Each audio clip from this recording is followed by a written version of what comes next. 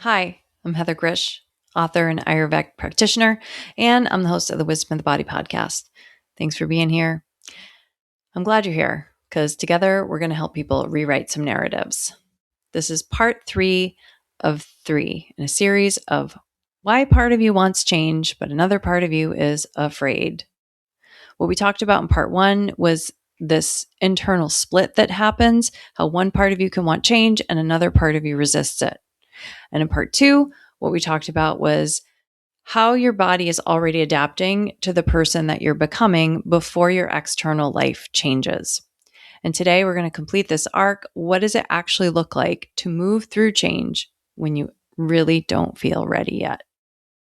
So, if you've ever heard of Joseph Campbell and the hero's journey, he was an incredible scholar of stories, mythologies, and he picked up these patterns in different stories that happened through different cultures throughout time. And he developed this thing called the hero's journey, sort of a process that people go through when they're going through great change, a transformation, if you will. In this hero's journey, Joseph Campbell described that there's always a stage at the beginning called the refusal of the call. And it's a moment when your life is clearly asking for change, but something in you hesitates. You can see it, you can sense it, and you may even want it, but you pause. You delay, you overthink, and you try to gather more certainty before moving. Or maybe you just even freeze and don't do anything and run into a corner. So this is important. If you're refusing change, it is not a failure of your courage. It's often what it looks like when your current identity is still trying to maintain coherence while a new one is forming. And we're always changing. It's just sometimes we're going through bigger changes than others. So, in other words, while part of you is already moving forward, another part of you is actually trying to stay safe. So, you stall, not because you don't want change, but because the body always moves more slowly than the imagination. Oh, these minds. Okay. So the mind can travel forward in time instantly. It's very subtle. It can move really fast. It can plan, it can simulate, it can predict, and it can imagine entire futures.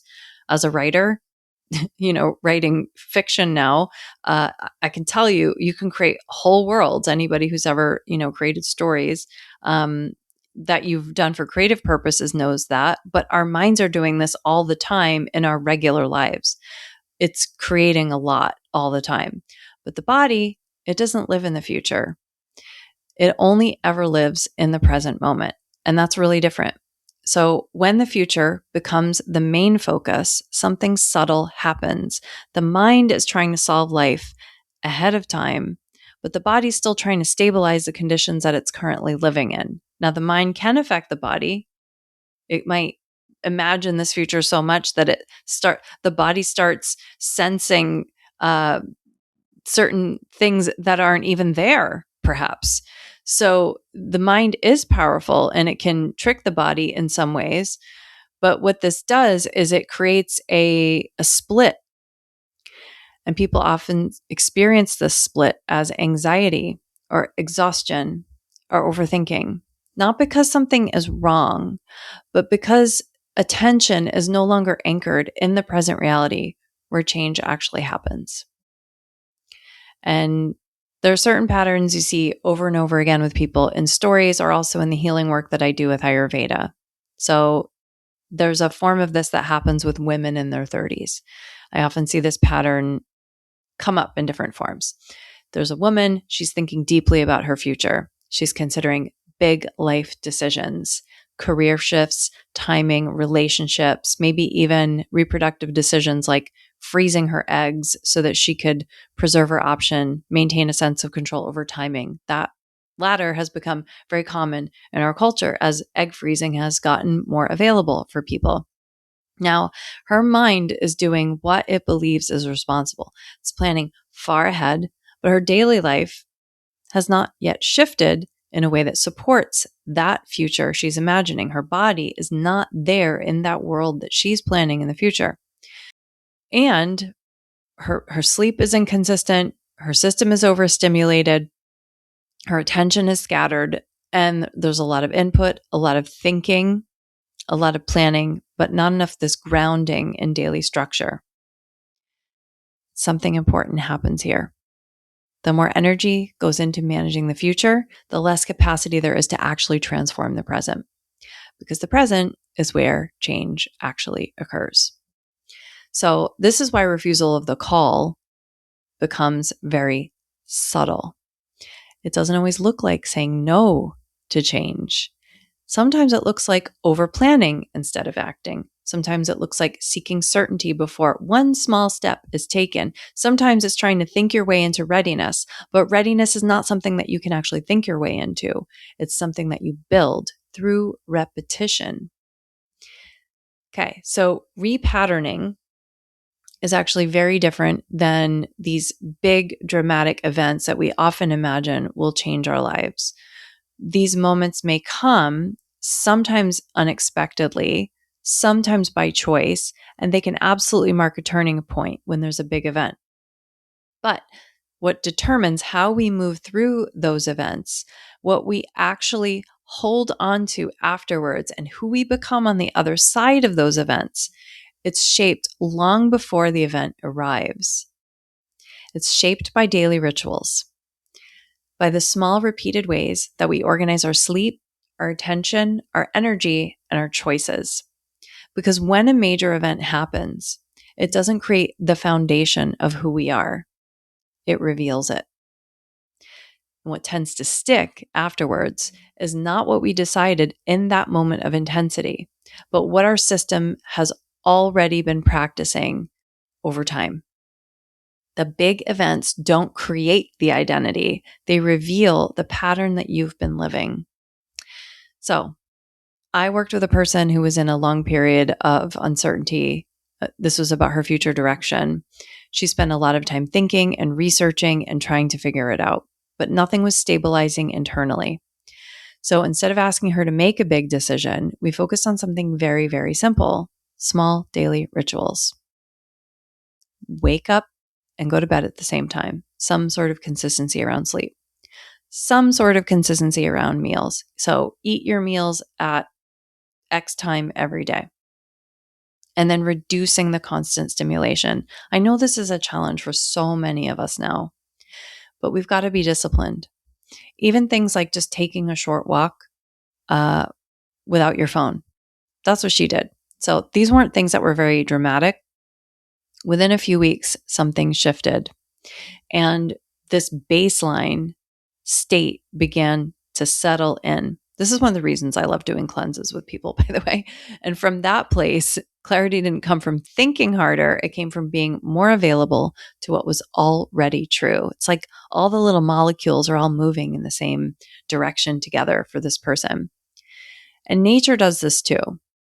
You see it all the time. So a tree doesn't suddenly become a tree in full bloom. No, it starts as a seed, and then it sprouts, and then it grows, this little seedling, and then it's a small tree. And then even when it's a big tree that's already been grown, it changes seasonally.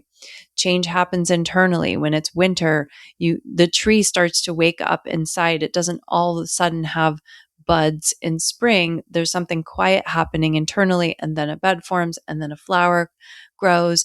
And all these things happen slowly and subtly. The internal conditions, they will change first, and then visible life follows. And human transformation works exactly the same way. Yes, things change from the outside in. Their changes are forced upon us, but the changes that stick, they happen through the inside out. One of the biggest misunderstandings about change is the belief that you must feel ready first. But in practice, readiness often follows the action, not the other way around. And the action doesn't have to be big. It just has to be consistent, because your body doesn't organize around ideas alone. It reorganizes around patterns. So before we close, I want to bring this into your body directly. Take a moment to pause. We're going to do something very simple. I'm just going to ask you right now. Feel your legs. Just feel them. Feel both of your legs. Really, just feel them. Feel all of the legs. The whole leg. Both sides. Both legs. These legs, They carry you forward in life, one step at a time. So let yourself sense that support beneath you, these two legs. Now, place your right hand on your heart, your left hand on your belly. Take 3 slow, steady breaths. Inhale and exhale. Again, inhale, exhale. One more time. Inhale, exhale. Let your breath bring your attention back into the present moment, not to the future, not to the plan, but here. Refusal of the call, it's not the end of the journey. It happens at the beginning. It's part of it. And often the way through it is not force. It is not clarity. It is not certainty. It's small, repeated acts of alignment and lighting up and balance that slowly make a new life feel possible to inhabit.